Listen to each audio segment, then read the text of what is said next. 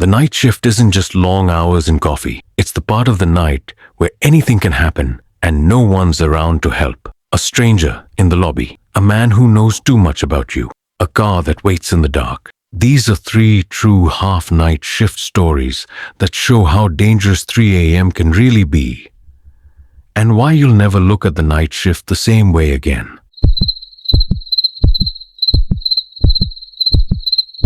I used to work the half-night shift at a small roadside hotel. 3 floors, maybe 40 rooms. Most nights were dead quiet, 15 guests at most.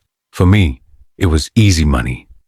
Paperwork, scrolling my phone, and silence. But one night, I realized silence can be the most dangerous thing. Around 11 p.m., a man buzzed at the locked doors. Mid-40s, tall, lanky, baseball cap pulled low, backpack over one shoulder. I checked him in, swiped his card, gave him room 214.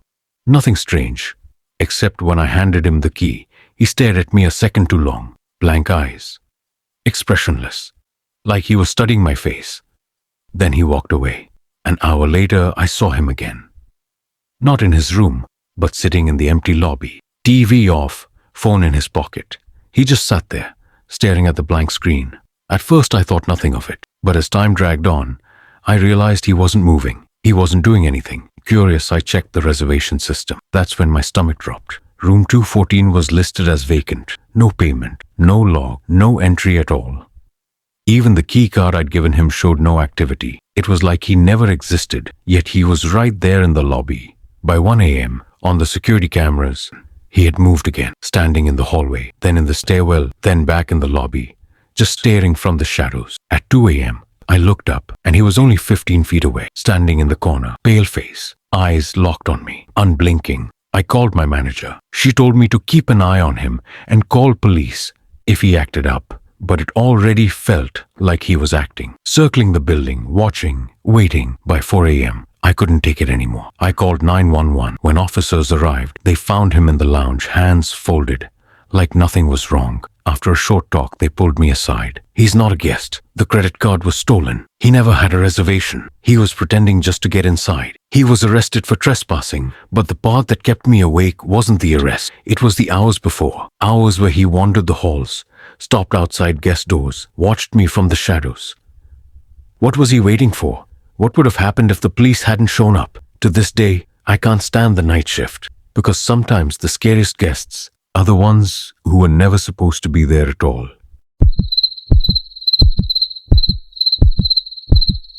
My name is Meredith. I used to work the half-night shift at a lonely gas station off County Road 11, middle of nowhere. One road in, one road out. At night, it was just me, the buzzing neon, and an occasional customer. The first time I saw him, I thought nothing of it. A man in a green coat, mid-40s, messy hair. He walked in around 1 a.m. and just stared. "You always work this late?"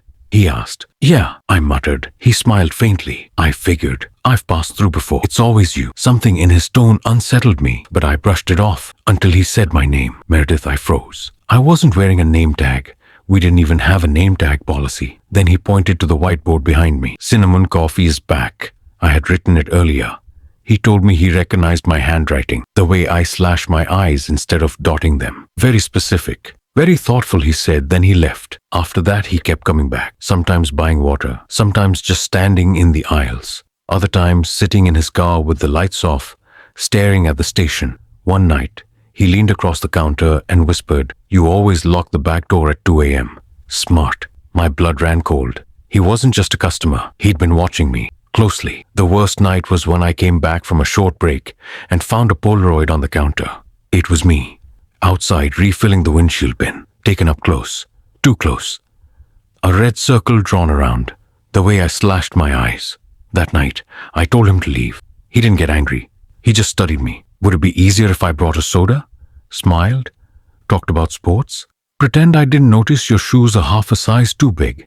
Or how your eyelid twitches when you're tired. I called the police immediately. They searched his car and found a notebook filled with details about me, my schedule, my clothes, even my groceries. One page had my name written over and over until it was just black ink scratches. He was banned, and I got a restraining order. I quit the night shift and moved towns. But even now, when headlights follow me for too long, I hear his voice again. You always work this late.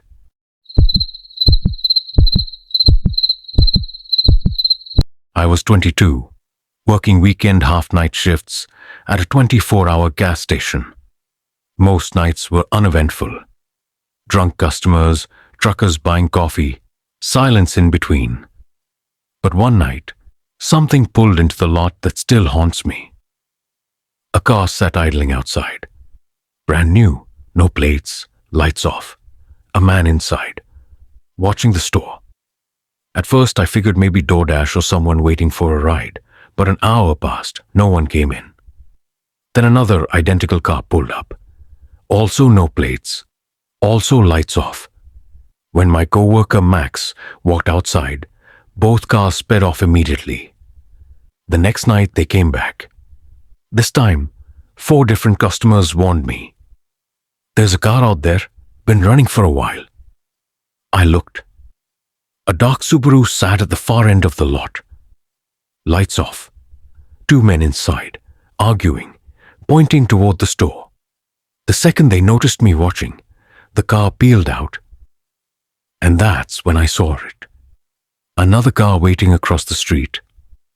It followed the first out of sight. 2 cars, coordinated, circling like predators.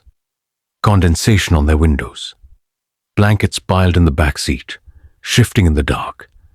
That night nothing happened, but the thought still keeps me up. What were they planning? A robbery? A kidnapping? Something worse? And if Max and his friend hadn't been there? I would have been alone at 3 a.m. in a gas station. No one could see from the road. Maybe they were just watching. Or maybe they were waiting for the right moment. Either way, I'll never look at headlights in a dark parking lot the same way again. 3 workers. 3 half-night shift nightmares. The hotel guest who was never a guest. The stalker who noticed everything. And the cars that circled in silence. The night shift can be boring, but sometimes it's deadly. So if you ever work past midnight, pay attention to who's really out there. Because the scariest part of the half-night shift is realizing you were never alone.